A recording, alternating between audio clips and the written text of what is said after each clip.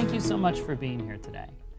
I'd like to talk a little bit about Monte Carlo software and simulations, and then maybe about those assumptions that are keying into on Monte Carlo and where that gets us. So I wanted to kick off today with just, can you kind of bring us up to speed on what is Monte Carlo analysis and how is it used in financial services?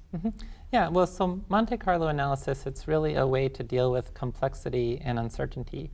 And it was developed around the time of World War II. And within financial planning, though, in the late 1990s, there was a big shift towards building financial planning software that would incorporate Monte Carlo simulations. It's very important to move away from just building financial plans using a fixed return assumption. And that's what Monte Carlo simulations does. It's going to provide a sequence of randomized returns, or we'll talk about the different variables involved, but randomize different variables. You can combine random sequences of different variables together and then look at how a financial plan performs in each of those simulations.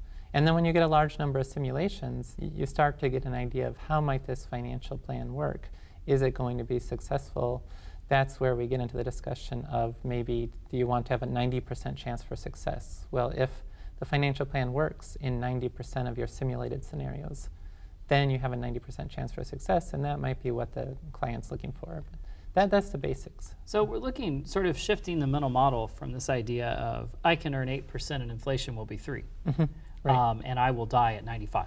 Right? That's sort of this traditional calculator method of doing planning that we still train on, actually, to some extent. And we're moving more into a probability of success. So I'm going to start to plug in different random variables, right, for inflation and for return and for life expectancy maybe, and then I get a better outcome range.